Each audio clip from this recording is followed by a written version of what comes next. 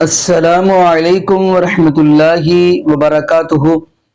بسم اللہ الرحمن الرحیم۔ جی ناظرین، آج ہم جس حوالہ سے گفتگو کرنے جا رہے ہیں وہ یہ ہے، آیا کہ بغیر داڑھی والا بندہ مقتدیوں کی یا مسجد کے اندر جا کے امامت کروا سکتا ہے یا نہیں۔ اسی حوالہ سے ناظرین ہم آپ کو چند علماء اکرام کی مفتیوں کی ویڈیو دکھائیں گے، پھر انشاءاللہ ناظرین اسی حوالہ سے ہم بھی گفتگو کریں گے۔ تو آئیے ناظرین مل کے ویڈیو دیکھتے ہیں۔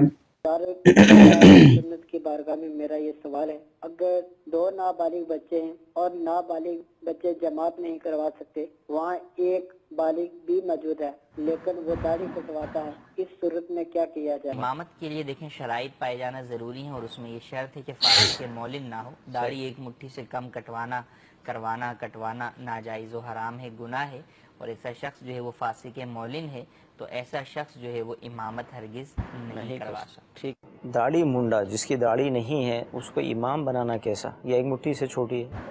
دیکھیں، جو داڑھی منڈاتا ہے اور یا ایک مٹھی سے کم گھٹاتا ہے تو اور وہ اس کا عادی ہے تو ظاہر وہ فاسق ہے۔ صحیح، تو اس صورت میں فاسق مولن ہے تو اس کے پیچھے نماز پڑھنا مکروہ تحریمی ہے، کیونکہ اس کو امام بنانا ہی گناہ ہے، کیونکہ فاسق کی تعظیم یہ جائز نہیں ہے۔ ٹھیک ہے، اب ایسے شخص کو جو داڑھی منڈا ہے یہ حد شرع سے کم کٹاتا ہے، کیونکہ تھوڑی کے نیچے سے ایک مٹھ تک داڑھی رکھنا یہ واجب ہے۔ صحیح، اس سے کم جو گھٹائے گا وہ گناہگار ہوگا، واجب کا ترک ہوگا، اور اس کا جو عادی ہوگا وہ فاسق ہوگا۔ صحیح، تو ایسے شخص کو امام بنانا یہ گویا کہ اس کی تعظیم کرنا ہے، فاسق کی تعظیم جائز نہیں ہے۔ لہذا کوئی اگر ایسا شخص داڑھی منڈا ہو یا ایک مٹھی سے کم کٹاتا ہو تو اس کے پیچھے نماز پڑھنا جو ہے مکروہ تحریمی ہے۔ ٹھیک ہے، یعنی مطلب یہ کہ پڑھ لی تو گناہگار ہوں گے اور نماز کو دوبارہ لوٹانا پڑے گا، واجب ہوگا۔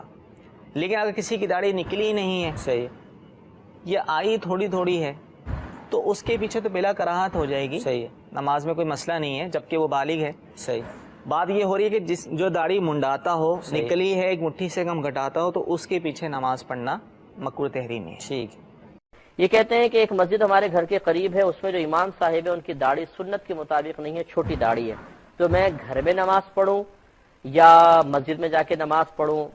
کیا کروں؟ دل چاہتا ہے جماعت سے نماز پڑھنے کا، امام صاحب کی جب داڑھی مبارکہ پہ نگاہ پڑتی ہے تو پھر دل چاہتا ہے گھر پہ پڑھیں۔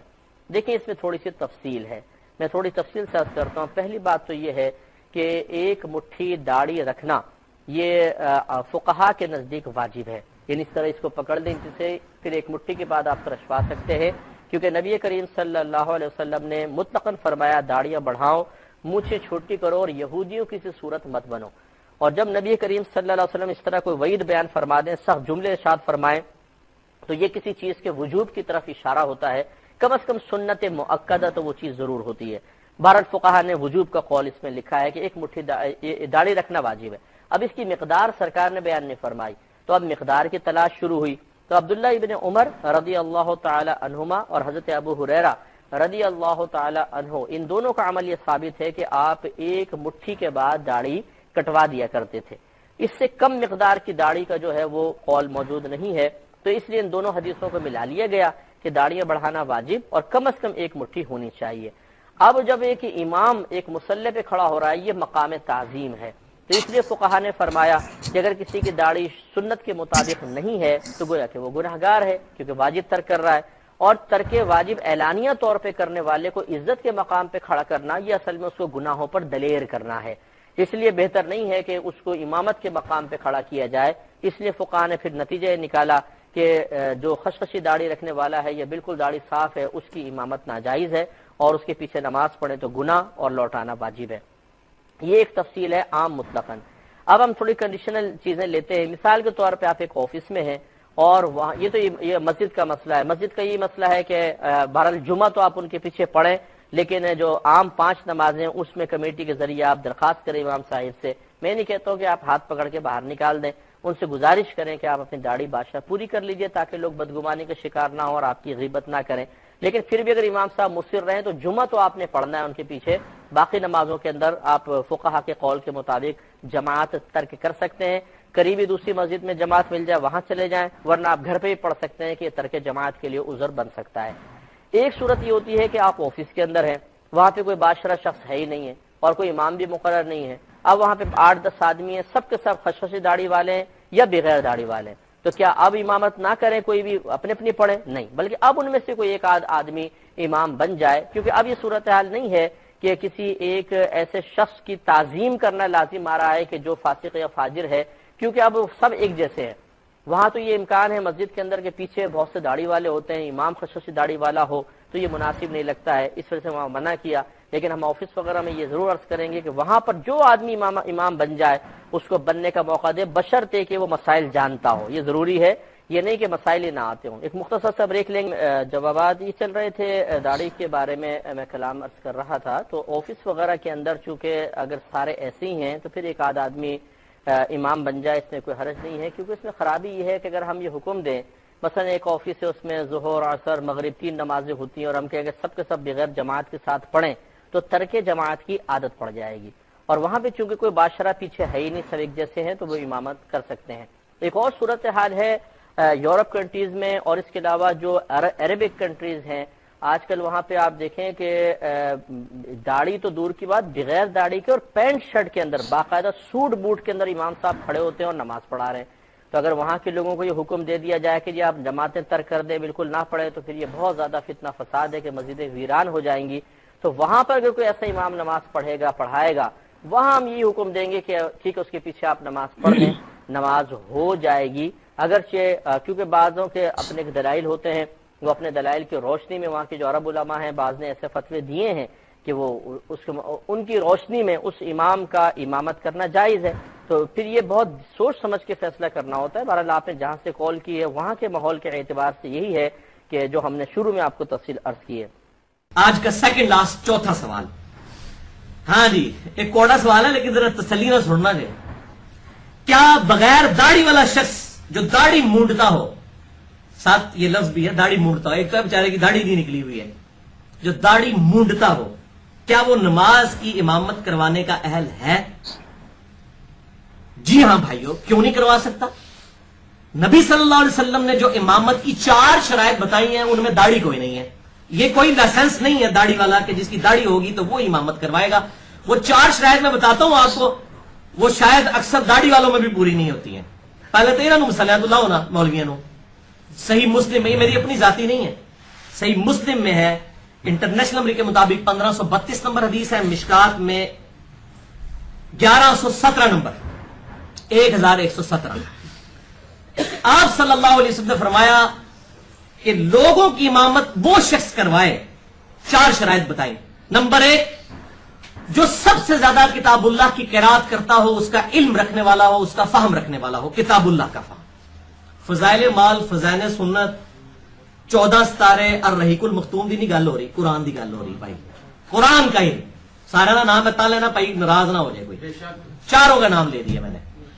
اچھا, تو قرآن کا علم جس کا ہوگا وہ اہل ہے.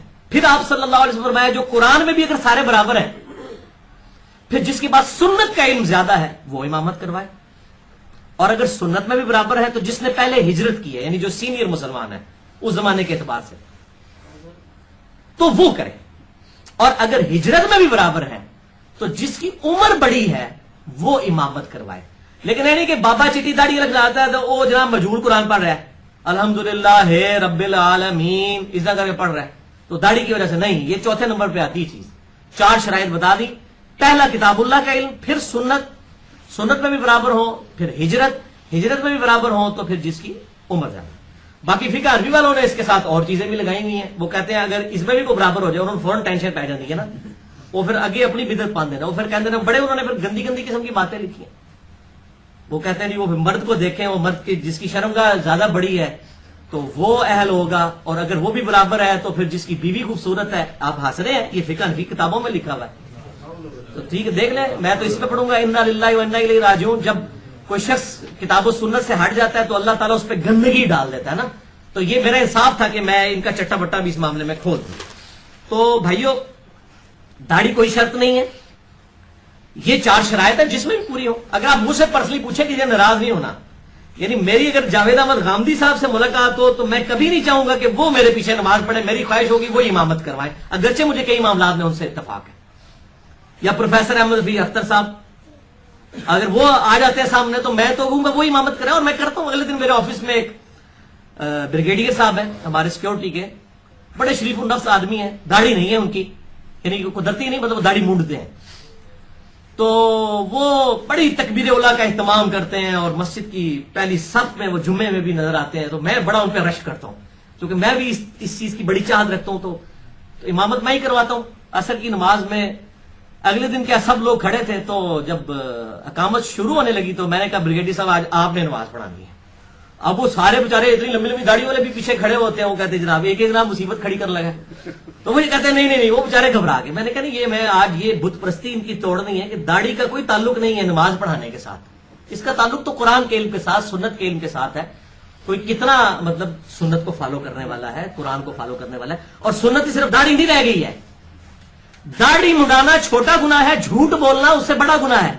दाढ़ी मुंडाने के ऊपर कोई वईद नहीं आई है कि दोज़ख की सुटांगे। मेरे नजदीक तो दाढ़ी रखना फर्ज है। मेरा मसला नंबर 33 सुन ले। मैं समझता हूं ये गुनाह कबीरा है, लेकिन झूठ के लेवल का नहीं है, गीबत के लेवल का नहीं है, कूड़ मारने के लेवल का नहीं है, लोगों से हक छुपाने के लेवल का गुनाह तो नहीं है। एक मौलवी जो मेंबर पे चढ़ के गाली गलौज करता है, लोगों को बातिल मसले बताता है, ये बड़ा जुर्म है दाढ़ी मुड़ाने से। इनको मुसल्लों से उतारें जिनके अंदर बड़ी खराबियां मौजूद हैं। ये तो पहले अपना सर्टिफिकेट बताए ना कि इनको दाढ़ी इन्होंने रख के जो मर्जी कर रहे हैं, इस दाढ़ी की आड़ में जो मर्जी करते जाए। तो दाढ़ी शर्त नहीं है। हां, जब सारे बराबर होंगे, कुरान का इल्म भी ज्यादा होगा, फिर सुन्नत की तरफ आएंगे, फिर दाढ़ी आ जाएगी। फिर दाढ़ी नहीं सिर्फ आएगी, फिर बाकी चीजें भी आएंगी। लेकिन ये सिर्फ एक जाहिरी सर्टिफिकेट लोगों ने बनाया हुआ है, और इसकी बुनियाद के ऊपर हालांकि कितने लोग हैं उलमा बड़े बड़े लहने जली करते हैं, उनको पता ही नहीं था सीन और स्वाद में क्या फर्क है, उनको दाल और द्वाद में ही फर्क नहीं पता, अलिफ और आइन में ही फर्क नहीं पता, लहने जली करते हैं। अलहम्द को अलहम्द पढ़ देते हैं, गैरिल मग़दूबी अलैहिम को गैरिल मग़ज़ूबी अलैहिम वलज़्ज़ालिन पढ़ देते हैं, नाऊज़ु बिल्लाह। तो उनकी तो तजवीद ही सही नहीं होती है, लहने जली करते हैं। लहने जली सिर्फ ज़बर ज़ेर की गलती नहीं है, ये अल्फाज की गलतियां भी लहने जली हैं। मसला नंबर मेरा 23 रिकॉर्ड है, 40 मिनट में मैंने पूरी तजवीद पढ़ा दी है। जो 2-2 साल के कोर्स करवाते रहते, सिर्फ 40 मिनट के अंदर मेरी वीडियो है। मसला नंबर 23, जिसे शौक हो तो वो इस हवाले से अल्हम्दुलिल्लाह देख सकता है। तो बहरहाल ये फिर इससे बड़ी बात तो ये है कि सुन्नत पे फिर देखा जाएगा तो फिर तकिया जाएगा कौन सुन्नी है तो कौन टुन्नी है।